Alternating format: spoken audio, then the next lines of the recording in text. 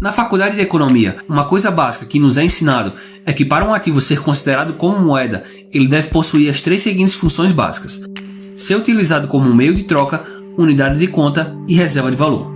O ouro sempre possuiu essas 3 características, e não à toa ele foi utilizado durante milhares de anos como a moeda dos principais impérios da história, e até 1970 foi o ativo que lastreou todo o sistema financeiro mundial.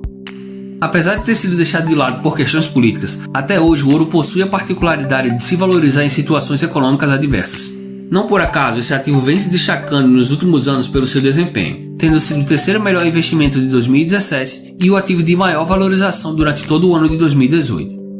Neste ano de 2019, a cotação do ouro continua subindo intensamente, tendo recentemente alcançado a marca dos $1.400 a onça, o seu maior preço em 6 anos, e a tendência é que essa subida prossiga por um bom tempo.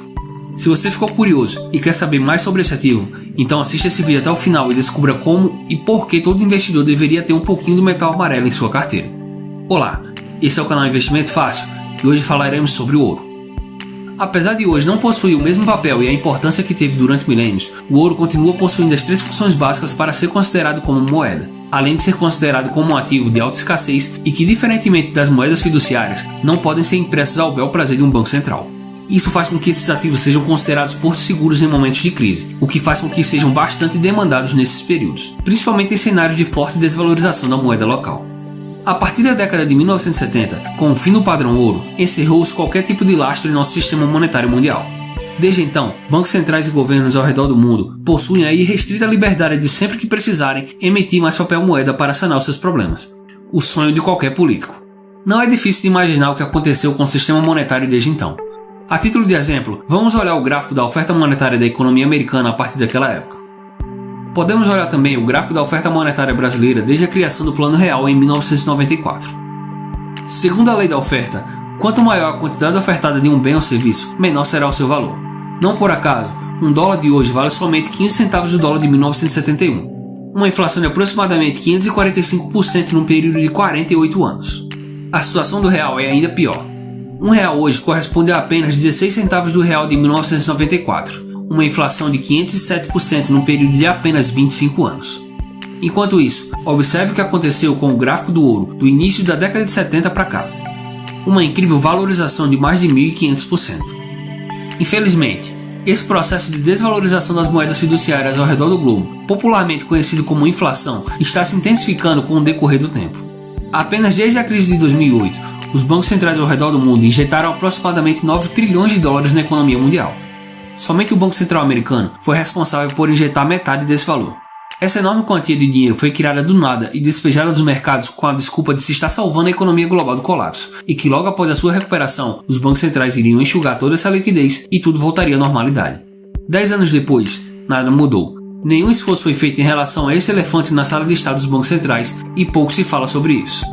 A economia mundial começa novamente a dar sinais de enfraquecimento e governos e bancos centrais já falam abertamente em uma nova rodada de estímulos econômicos que nada mais é do que imprimir mais dinheiro e jogá-lo na economia de forma a se evitar a próxima recessão.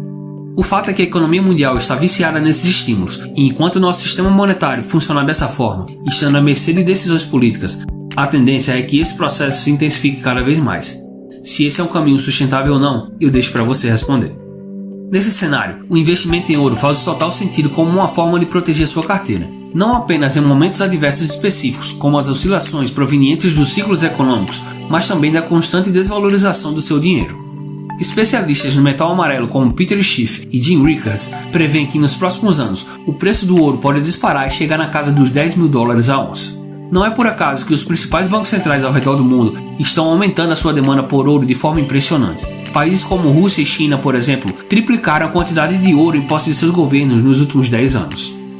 Se os bancos centrais, que são os responsáveis pela emissão de moedas, que há tempos não têm qualquer obrigação de possuírem lastro e que sempre fazem questão de frisar como nosso sistema monetário é seguro, estão investindo pesado em ouro, por que você, investidor, não deveria fazer o mesmo?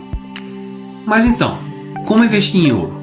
Para começar o investimento em ouro, existem algumas opções de instituições e negociadores dos quais pode-se adquirir o metal. Veja a seguir os principais. Contratos futuros na Bolsa de Valores. Pela Bolsa de Valores é possível realizar investimentos em ouro de 3 maneiras, adquirindo lotes de 250, 10 e 0,225 gramas. A aquisição é feita por meio de corretoras que disponibilizam a compra e os contratos necessários. Ouro físico em barras ou moedas de ouro. Para quem deseja investir no metal, mas não quer abrir uma conta em uma corretora de valores, é possível adquirir o metal em barras com distribuidoras autorizadas como a Ouro Minas ou a Par Metal. Fundos de investimento em ouro.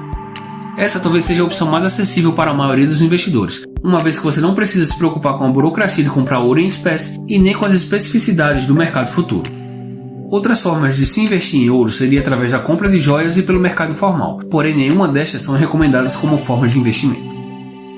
Se você gostou do conteúdo, então deixa seu like, se inscreve no canal e compartilha esse vídeo com todos seus amigos e familiares. Isso ajuda bastante o nosso canal a crescer e o nosso conteúdo chegar a cada vez mais pessoas. Se você tem alguma dúvida, crítica ou sugestão, deixe um comentário que terei o maior prazer em respondê-lo. Muito obrigado por assistir ao vídeo e até a próxima.